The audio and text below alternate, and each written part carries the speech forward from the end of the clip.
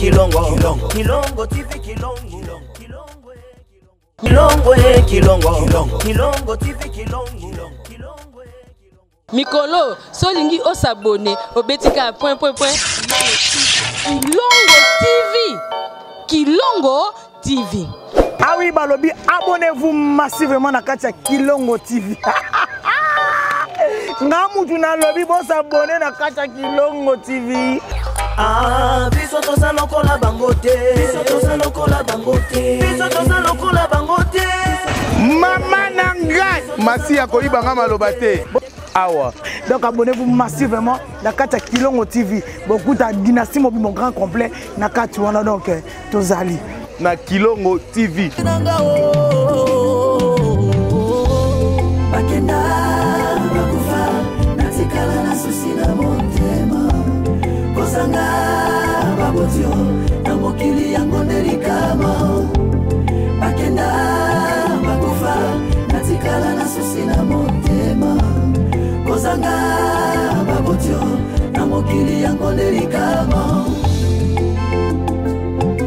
La religion pure et sans tache devant Dieu notre Père consiste à visiter les orphelins et les veuves dans leurs afflictions. Ma combien l'obus ne méprisez pas les orphelins. Kasi alelo et comme imbongwana. Basi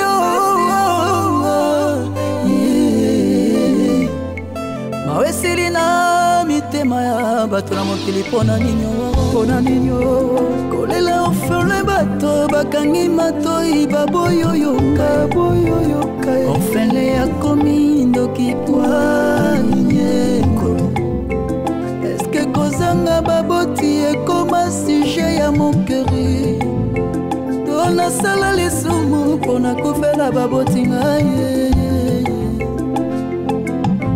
pasi nanga nanya yokae nanya yambelanga pasi lera motema nanga nanya tatae nanya tal mama na banana ata bandeko ya baboti nanga bapesinga ndemo kongo nanya kokonsolenga na dolero yo mama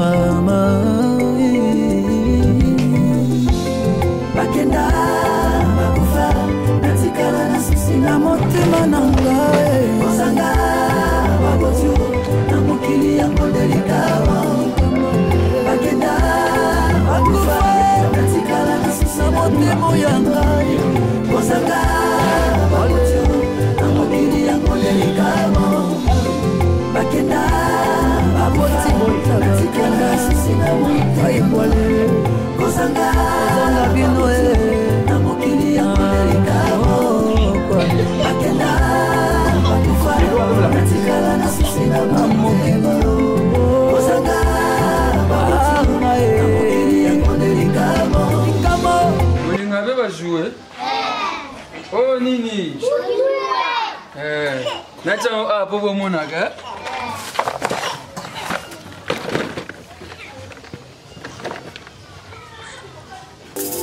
bakenda bakufa natikala na susi na motema kozanga babotio na mokili yango delikama bakenda bakufa olinga bajouer oh susu nini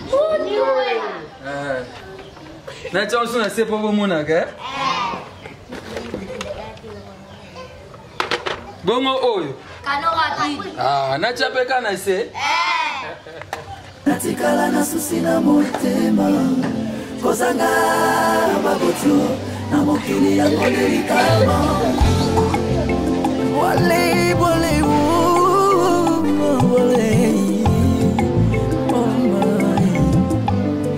ezalaki te posa motema nanga olinga bajouer mingi oyo nini jouer mususu nacha likolo to na se ezalaki te mpe na makanisi oyo suni nacha ka likolo to na se wana nini yango akosepela atikala ye moko na mokili aboti bakende treto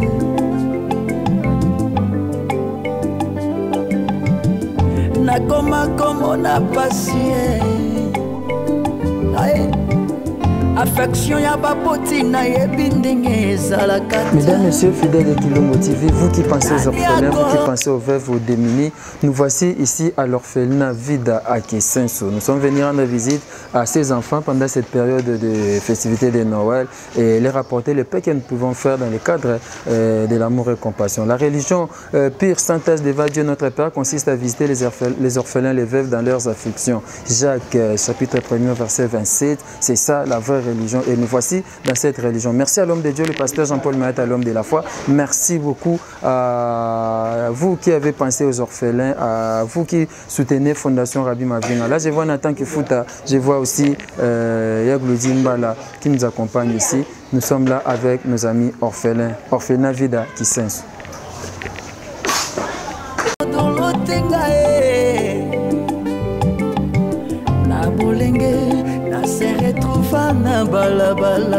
Mani.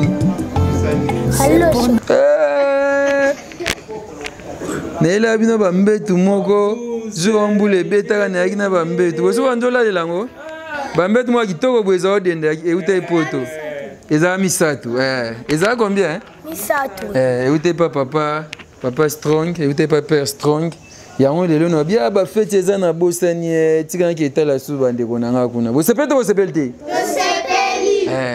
Papa strong to pesi mbote psika zana mama yemta tinda baba yoga ba pepi papa tinda ba mbetu misato esungai bana awa so lelo biso to zaba na pasteur de la foi aya pe awa te bomona pasteur de la foi te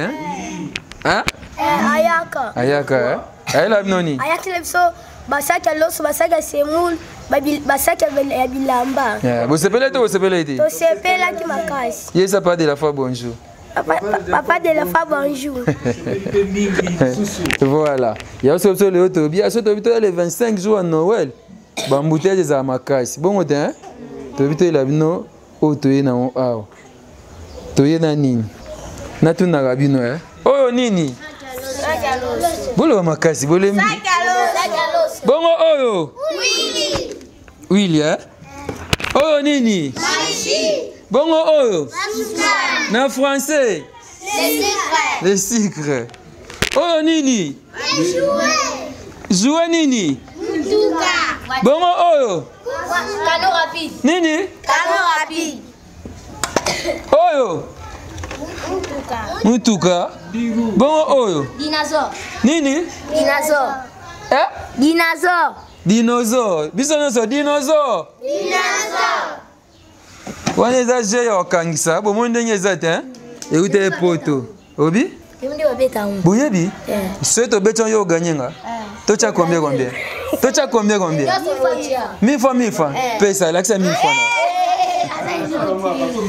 oyo nini lakisa mno blo eza eza nini bilambe uchi poto ya kitoko te Oyo, bilamba nkoi. Bala ta konso mali les amis, okola ta mpe na fête au sapé. Bokenda ba fête. C'est bo sala ta fête anniversaire, mninga bo sali fête ya bo yebsinga na yenga na sapé bino pe bo sapé. Mapeto malam. Voilà, ya le beza suste et auto yaki na ya ngwana na moni bokomi basinga bokomi 20. Poza pusa nako, yena bien ke boss. Alors, il santé, biso de travailler ensemble. Nous avons pas molé moi santé, yem ta kambaba na o. Dernièrement to yaka bazaka ba 13 14. Oui, tout bâti effectif. Ba ici ba mission ba déplacer na coordonnateur. Ah ouais, tout ça une affaire à 15. To yami beba na mike, net bébé aza gravement malade, a ko bela vraiment. Azo kosola donc bandeko e batina ki déjà ba kisi, abana traitement. Mais traitement to moni pe évolution ezala on pe na noter.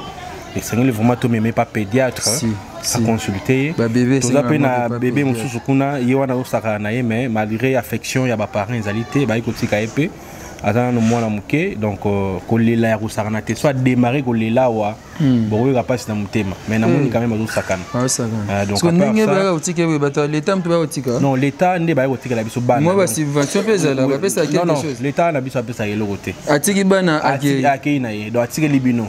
Je dis que les parents abandonné bana. parents mosusu bakufa ba mosusu bazali yoka ninga koso yoka bébé koso bébé c'est fini hein wa pesa ke maiko c'est vraiment tant koso la wana donc presque bango nyonso bazobela donc toto ça ça ba examen et ba examen bimi ba résultat déjà c'est bimaki et tout singa ba kisi po ete ba mela na yango ba to pe ya mawa ba tindaki monda mbongo mekasi yo moni to za ba bela wa ko beli sa mona moko bini combien ça coûte maintenant toujours beli sa mbala moko 15 à la fois je pense que ça fait mal mais nzambe azaraka au-dessus de tout la bande batamita malamu pe ba kozala kaka ba kozala te ko soutenir biso pour que bana o bazwa ah tous ans qui sensu comme orphelin ni sous orphelinat vida na Kisensu na commune à Kisensu quartier région des eaux avenue Kinzola 49 voilà bana Kisensu je pense que vous comprenez le côté donc automatique ngomba Tangomba 3e dodane donc entrée avenue en to balukaka boye po nzele za malamu te entrée to balukaka de l'autre côté pour être to comme nesika orphelinat zali en tout cas on profiter pour dire un grand merci na mutu nyonso a contribué pour être bileyo ekoma. Vous savez que les sabana par jour, tu as un budget à $15 par jour. So beti calcul.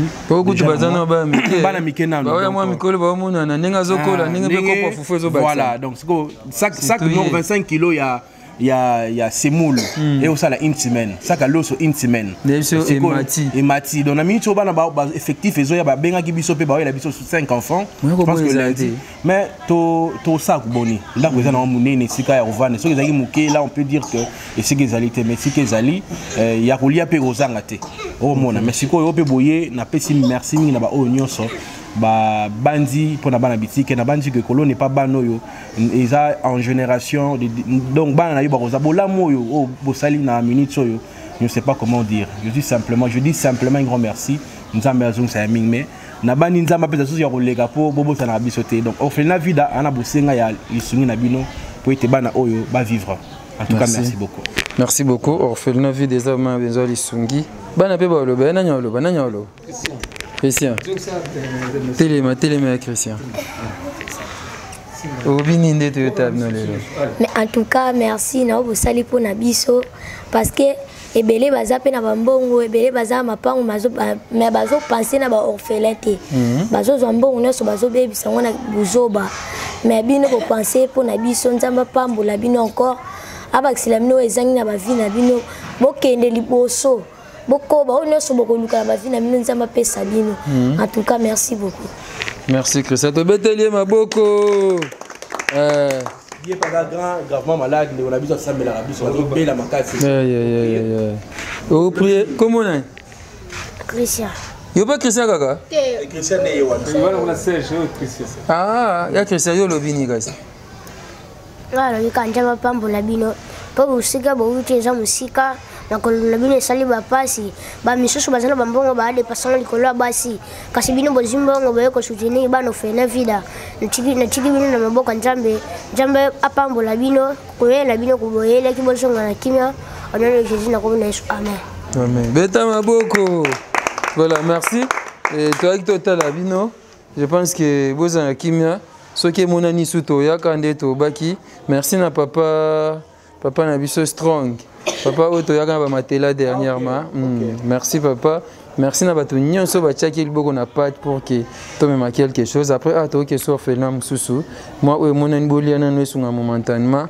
Ce qui mon ani susu togoya ti. Goya. Ah togoya. Bongo te. Siko mutu ni abaki gagner na jeu auto beta. O gagner ngai. To tcha combien Le 24. Si vous avez un programme ébélé, ce qui est là, il n'y a pas de fièvre. Il faut que vous ayez là-bas. Ce qui est là, le 25. Mais, à toi qui est sur le nom Soussou, vous avez joué ébélé, vous savez pas. Si vous avez une poupée pour un bassi, vous avez une poupée. Je pense qu'il y a un bébé Pézali, il y a un banane qui est Péza. Nini pe nyonso ezali toyokani te merci yesu masiya nazareti azala na bino bakenda bakufa natikala na susi na motema kozanga babotio na mokili yango ndelikama bakenda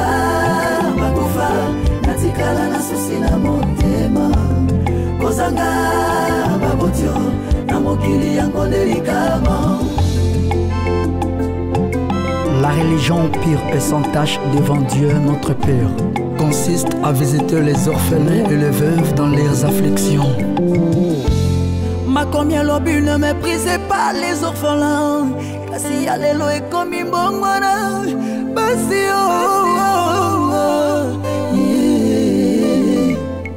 mawe silina mitema ya bato na mokili pona ninyo kolela orphelin bato bakangi matoi baboyoyoka orphelin ya komi ndoki poigne kolo. Eske kozanga baboti ekoma sujet ya mokeri tona sala lisumu pona kofela baboti ngaye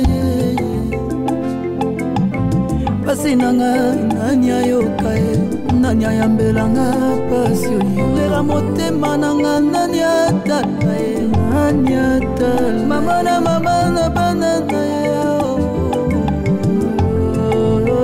ata bandeko ya baboti nanga bapesinga ndemo kongo nanya kokonsolenga na dolero yo mama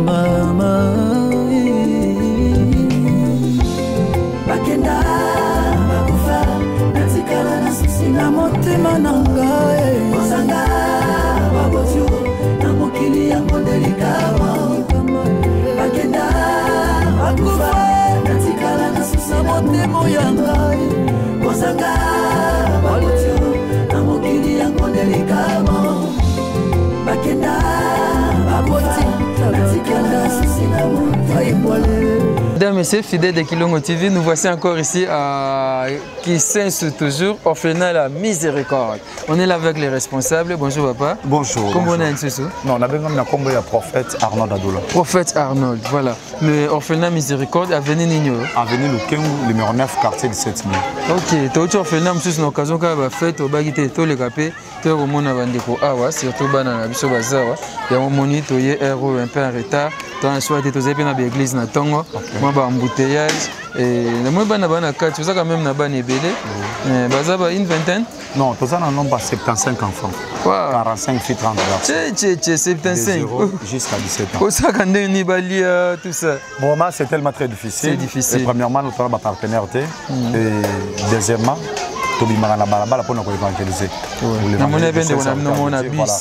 Je peux aller évangéliser et les gens de bon cœur vont toucher un peu que vous coloniser afin que les base de Kolia autant à 50 ans à faire scolariser. Monsieur besoin diplôme année. Monsieur besoin année non peut aujourd'hui moi ça aujourd'hui diplôme parce que héritage à Malam Moza au tikela bango nzambe na classe parce qu'ils ont perdu leur vérité ma bouche destinée. Nzambe na bango na classe na bango ba kosuka ka base à la batulobi. Voilà c'est ça que ça nous savons que ça liango par rapport à témoignage na biso moko. Et ngabongo prophète Arnold Adoula je ne connais que ma vraie famille. Même les noms que je porte c'est les noms d'autres familles. Les jours que na yoka ngo les jours na soit décision.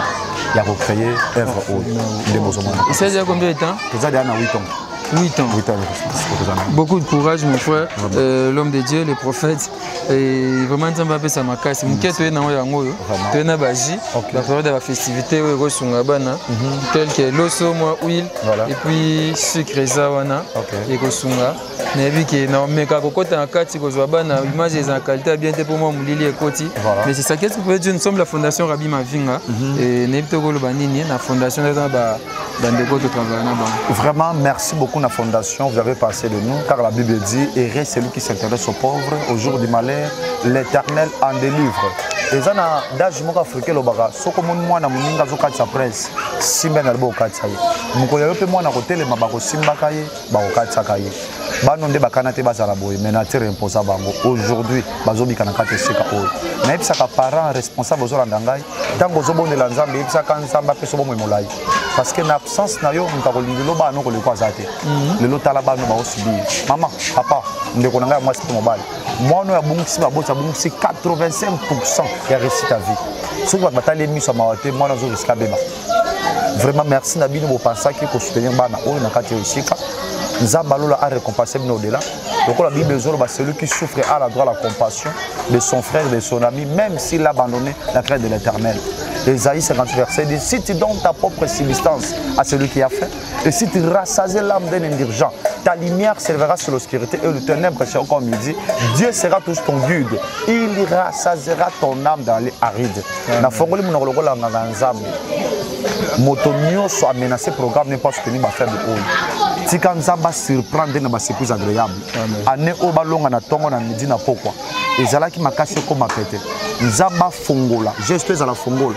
Apparemment, Fongo les a dit Benda Mouké mais Fongo la porte. Et Fongo la porte sa bénédiction.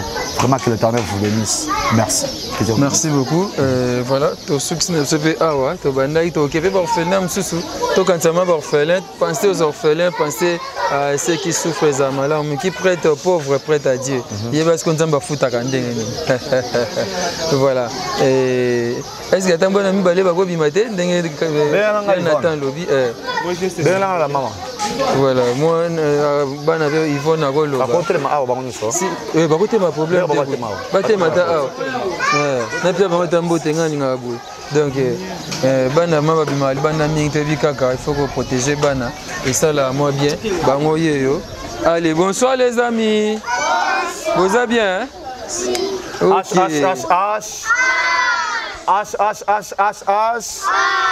mise en code.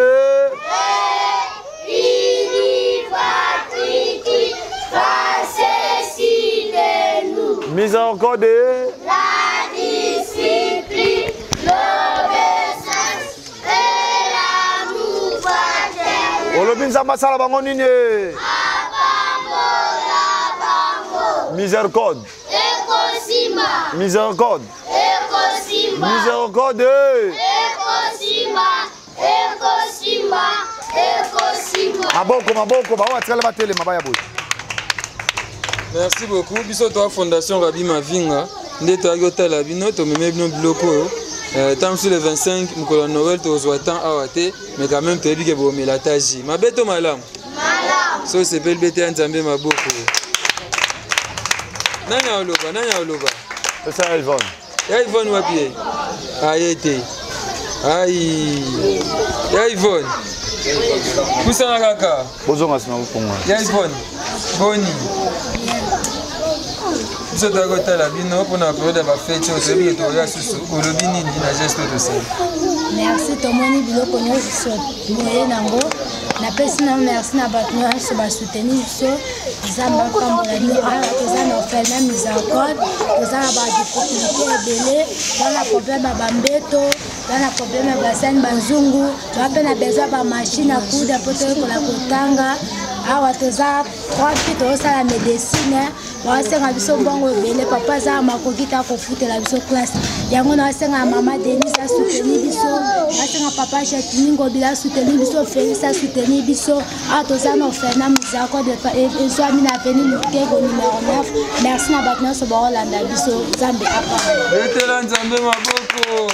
Voilà, merci. Je pense que vous avez suivi. On est pratiquement à la fin de ce reportage. Demain après demain, nous irons dans d'autres orphelinats.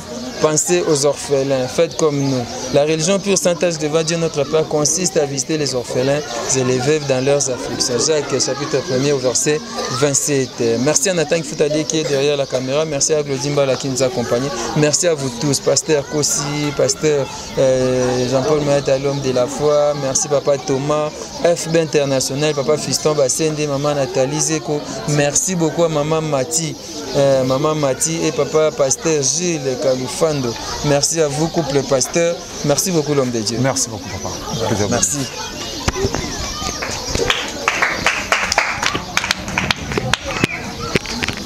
Merci.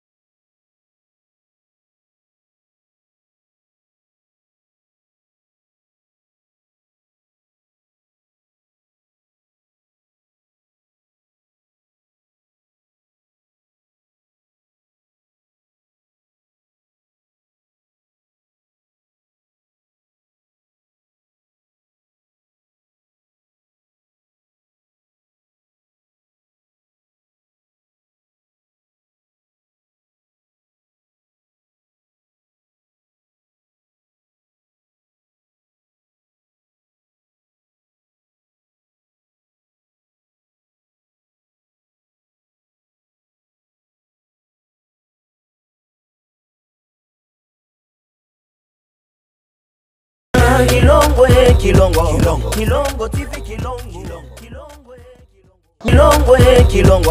Kilongo TV Kilongo Mikolo solingi osabone obetika point Kilongo TV. Ah oui, balobi, abonnez-vous massivement à Katia Kilongo TV. Ngamutu na lobi bo s'abonner na Katia Kilongo TV. Ah, biso toza lokola bangote. Mama nangai masi ya koyiba nga maloba te. Awa. Donc abonnez-vous massivement à Katia Kilongo TV. Beaucoup de dynastie mon grand complet na Katia wana donc tozali na Kilongo TV. Sors vite. Zona bidona keto kamai.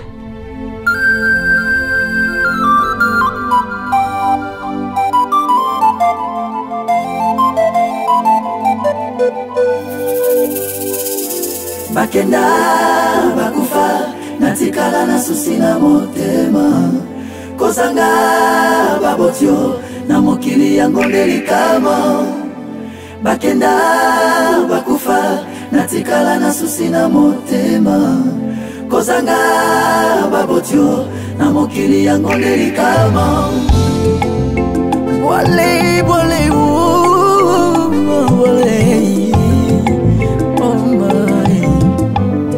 ezalaki te posa motema nanga, ezalaki te pe na makanisi nanga. Mwana nini yango akosepela atikala ye moko na mokili baboti bakende treto.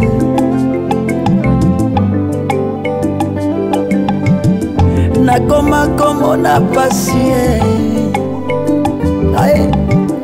affection ya baboti na yebi ndenge ezalaka te. Nani akodolotenga na bolenge na se retrouva na balabala. Se pona kozanga baboti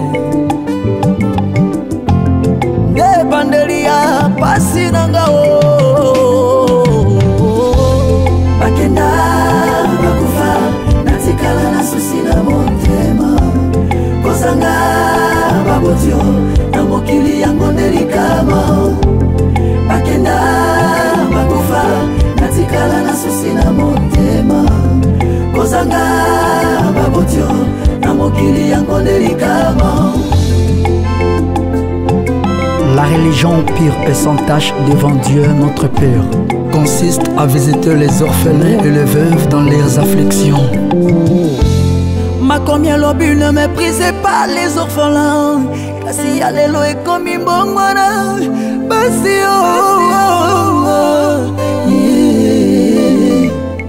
mawesili na mitema ya bato na mokili pona ninyo kolela orphelin bato bakangi matoi baboyoyoka orphelin akomi ndoki kwanye. Eske kozanga baboti ekoma sujet ya mokeri to nasala lisumu mpona kofela baboti ngai. Pasi nanga nani ayoka nani ayambelanga pasi olela motema nanga nani atala nani atala mama na bana na ata bandeko ya baboti nanga bapesinga ndemo kombo nani akokonsolenga na dolero yo mama.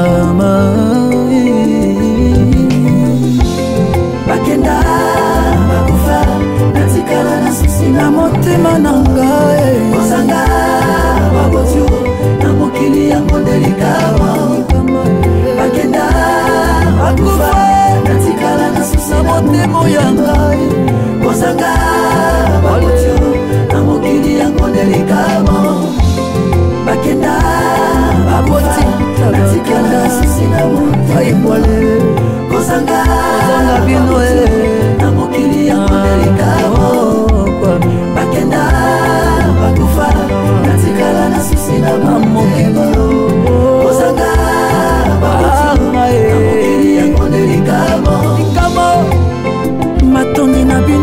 obotikelanga kombo ya Yesu Masia Nazareth, trésor précieux na ngai.